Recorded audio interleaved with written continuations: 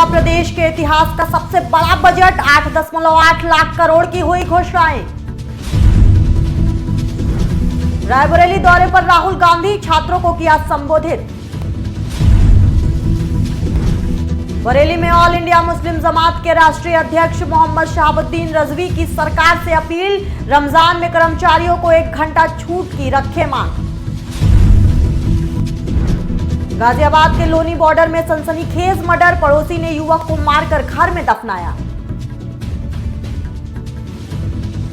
नमस्कार, आज की खबर देख रहे हैं आप। मैं हूं आपके साथ यशस्वी पाठक। आइए दिखाते हैं आपको उत्तर प्रदेश की अहम खबरें। योगी सरकार ने वित्तीय वर्ष 2025 से 2026 के लिए 8,08,736 करोड़ 6 लाख रुपए का ऐतिहासिक बजट विधानसभा में पेश किया। ये उत्तर प्रदेश के इतिहास में अब तक का सबसे बड़ा बजट है। वित्त मंत्री सुरेश खन्ना ने इसे प्रदेश के आर्थिक विकास और सामाजिक कल्याण की दिशा में एक महत्वपूर्ण कदम बताते हुए प्रस्तुत किया। उन्होंने बताया कि ये बजट वर्ष 2024-25 के बजट से 9.8% अधिक है, जिससे राज्य की आर्थिक वृद्धि को गति मिलेगी। कांग्रेस सांसद और नेता प्रतिपक्ष राहुल गांधी 2 दिवसीय दौरे पर अपने संसदीय क्षेत्र रायबरेली पहुंचे, जहां पर उन्होंने दलित छात्रों से संवाद किया। उन्होंने कहा कि दलितों के साथ जो हजारों साल में अन्याय और भेदभाव हुआ है, साथ ही कहा कि डॉक्टर अंबेडकर ने वो ध्यान में रखकर संविधान बनाया है। देश की हजारों साल की संस्कृति और महापुरुषों के विचार देश के संविधान में है। ऑल इंडिया मुस्लिम जमात के राष्ट्रीय अध्यक्ष मौलाना शहाबुद्दीन रजवी ने उत्तर प्रदेश के मुख्यमंत्री योगी आदित्यनाथ से एक महत्वपूर्ण मांग की है। उन्होंने तेलंगाना और आंध्र प्रदेश की तरह यूपी में भी रमजान के दौरान मुस्लिम सरकारी कर्मचारियों को 1 घंटे की छूट देने का आग्रह किया है। बरेली में मौलाना रजवी ने तेलंगाना और आंध्र प्रदेश सरकार के इस फैसले की सराहना की। उन्होंने कहा कि यूपी सरकार भी इसी तरह का निर्णय ले। के मुख्यमंत्री रेड्डी जी और आंध्र प्रदेश के मुख्यमंत्री चंद्रबाबू नायडू जी मुबारकबाद के मुस्तहिक हैं कि उन्होंने रमज़ान शरीफ की आमद पर उसके मुक़द्दस और एहतराम में कर्मचारियों को 1 घंटे की रियायत दी है और सहूलत फराहम की है।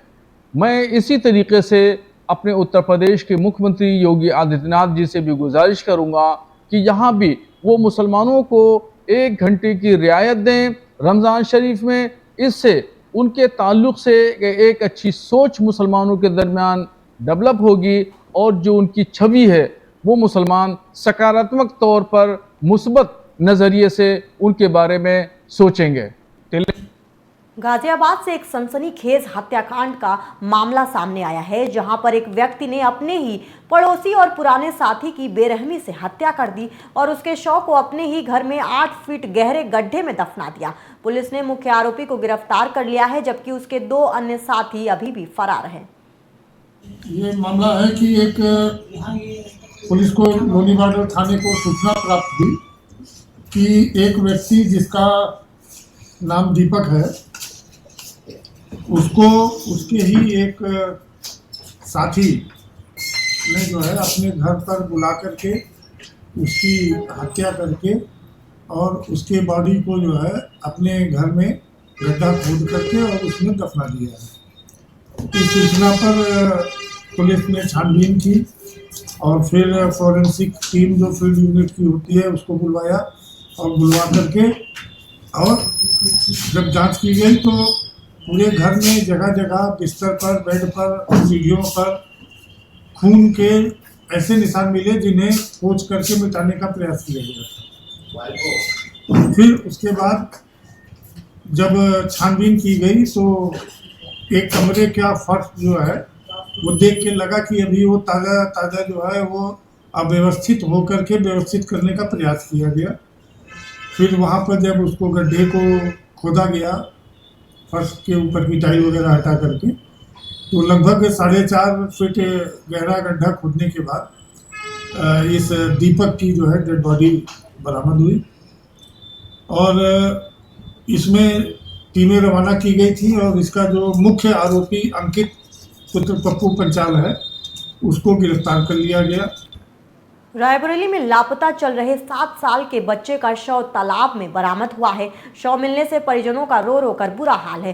किसान का 7 साल का बेटा अपनी मां से चूरन खरीदने के लिए पैसे लेकर घर से निकला था, लेकिन वो वापस नहीं लौटा, जिसके बाद पुलिस को सूचना दी गई और 24 घंटे के अंदर मासूम का शव तालाब में मिला। अरे तालाब में मिला था, ये लमसम 4 बजे के करीब बॉडी ले गए पोस्टमार्टम के लिए, पूरे राजा का पूरा। पाकिस्तान की संसद में कश्मीर मुद्दे पर पास किए गए प्रस्ताव पर तीखी प्रतिक्रिया देते हुए बरेली के मुस्लिम जमात के राष्ट्रीय अध्यक्ष मौलाना शहाबुद्दीन रजवी बरेलवी ने कहा कि कश्मीर भारत का अंग है और वो कश्मीर जो पाकिस्तान के कब्जे में है वो भी भारत का हिस्सा है। कश्मीर कल भी भारत का था और आज भी भारत का ही है और भविष्य में भी भारत का ही हिस्सा रहेगा।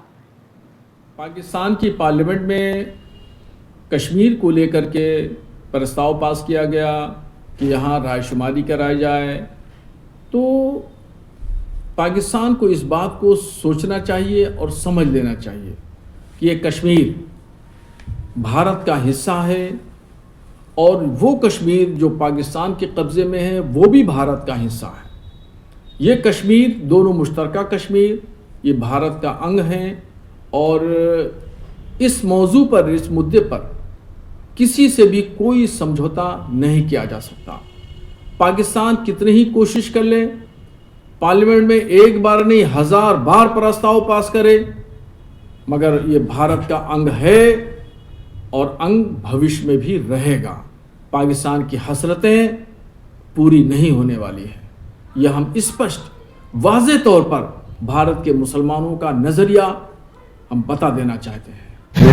बिजनौर के अफजलगढ़ में एक महिला की संदिग्ध परिस्थितियों में मौत का मामला सामने आया है। मौत के 3 महीने बाद प्रशासन ने महिला का शव कब्र से निकालकर पोस्टमार्टम के लिए भेज दिया है। पिता ने ससुराल पक्ष पर हत्या का आरोप लगाया है और न्याय की गुहार लगाई है। मेरी बेटी की शादी 2013 में हुई थी और यहाँ पर ये जो बीमारी चली इसी में ये बेटी का हमारी का जैसे भी जो भी हुआ है इन्होंने मर्डर कर दिया गया और हम बहुत 3 महीने से परेशान थे। अभी हमारी एप्लीकेशन लगते लगते ये आज इसका जांच करने के लिए भेजना चाह रहे हैं। ये हमारे इनके जो भाई हैं एक इनमें हमारा जवाई है नाजिम और सरताज, गुलनाज, शहनाज और इनकी अम्मी है, इनका नाम है वकीला और मैं शेरकोट का रहने वाला हूँ। ये काफ़ी दिन से हमारा बहुत बुरा तरह से हमारी बेटी को बहुत परेशान किया। हमीरपुर में एक आरटीआई कार्यकर्ता के साथ दर्दनाक घटना सामने आई है।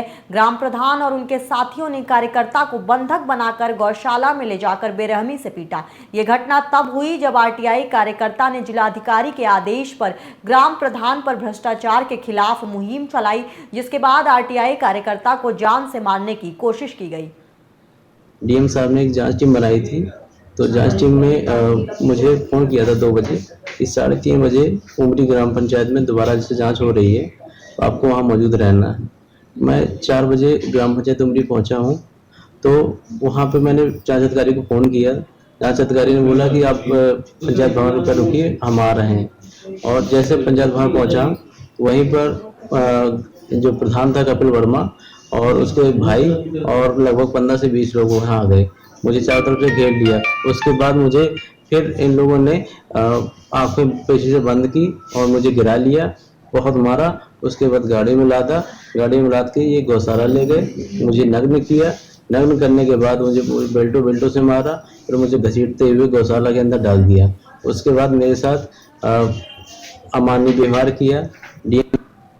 कानपुर देहात में वन विभाग के एक दरोगा द्वारा एक युवक के साथ कथित मारपीट का मामला सामने आया है।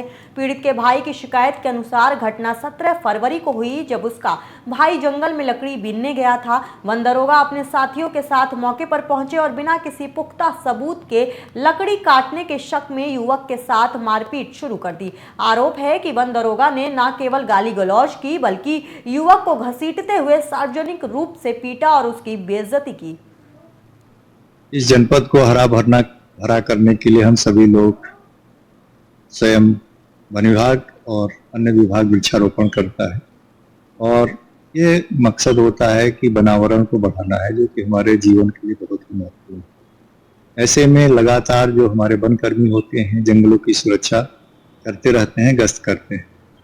कल की घटना है जिसमें कि लोगों ने कुछ लोग नौगांव के लोग जो है वहाँ पर जंगल की जमीन पर जो लगाए हुए वृक्षारोपण थे, जिसमें कि कटीले नुमा झाड़ी ही होती है, प्रॉस्पी जूलीफ्लोरा जिसको कहते हैं, उसको काट करके वो ईंधन के रूप में प्रयोग करने के लिए पूरा एकदम बहुत बेरहमी से काटना शुरू किए थे। तो उसमें हमारे कर्मचारियों ने पकड़ा था और वो जब वो पकड़ने के लिए गए तो भागने का प्रयास किए, जिसको दौड़ा के पकड़ा गया था।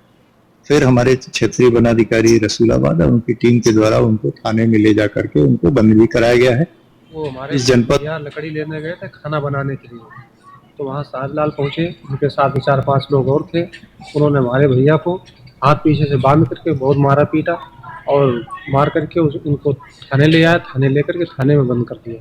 भैया की रामपुर में ग्राम प्रधान परिवार समाज सेवा के कार्य से जुड़ा है और यही कारण है कि वह प्रधानी के पद पर 20 सालों से काबिज है। बस यही बात उनके विरोधियों को हजम नहीं हुई और रंजिशन प्रधान पुत्र पर कुछ लोगों ने उस समय हमला कर दिया जब वो गांव में सरकारी कार्य कर रहा था, जहां इस घटना में उसका वाहन भी क्षतिग्रस्त कर दिया गया।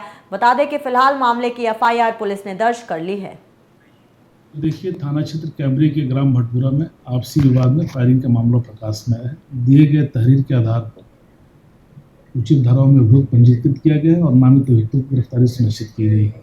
इसमें 4 अभियुक्तों के खिलाफ अभियोग पंजीकृत किया है। देखिए, इस तरह की प्रभावी कार्रवाई की जाएगी। पूरी बात यह है जबकि जैसे गाड़ी में से उतरे ऐसे वो उतरे पीछे से उनके वही अस्कार मुर्तजा वे सब तीनों भाई जब वे उतरे हैं वो भागे तो हम देख रहे थे मैं ये कहाँ को भाग रहा हूँ इधर को। जब ये इधर को भागे हैं भाज का जब क्या कहा यहाँ उन्हें घेर लिया। जब घेर लिया तो वो 3 सूढ़ी कूद कर भागे और फिर उधर को टीनों पर वो भागे। जब टीनों पर वो भागे जहाँ वो गिरे हैं तो इतना गहरा गड्ढा भी हो गया उनके पैर से और 2 चोखे भी लगे उनके पैर पर। जब वो भाज कर और फिर माँ बहन की गाली दे के वो और फिर जा रहे थे जीत करने के लिए काम पे। वहाँ हमने गाड़ी खड़ी की, हमारे सामने से एक ब्रेजा नाम की गाड़ी आई लाल कलर की, उसमें से 4 आदमी गाड़ी के बाहर निकले जिनके पास 2 राइफलें थी और 2 उसके कट्टे पट्टे थे कोई, और उन्हें उनकी गतिविधि गलत देख के मैं घर में को भाग गया। वो उन्होंने मेरा पीछा किया। पीछा करने के बाद मैं घर में घुस के छत पे चढ़ के दीवार कूद के भागा। उसके बाद उन्होंने फायरिंग की, गाली गलौज की और बाहर आकर जब मैं हाथ उनके नहीं लगा तो उन्होंने एक गाड़ी तोड़ दी जो कि गाड़ी SSI साहब की थी, वो मेरे पास थी, मेरी गाड़ी वो ले गए थे। उसके बाद उन्होंने गाड़ी तोड़ी। उसके बाद ये मैं गांव का मेन चौराहा है अबरारा किराना स्टोर के पास में 15 मिनट उन्होंने गाली गलौज की है। गाली गलौज करने के बाद वो फिर वहां से फरार हो गए। विजिट करने के उत्तर प्रदेश के अहम खबरों में बस इतना ही। बाकी के अहम खबरों के लिए आप देखते रहिए आज की खबर।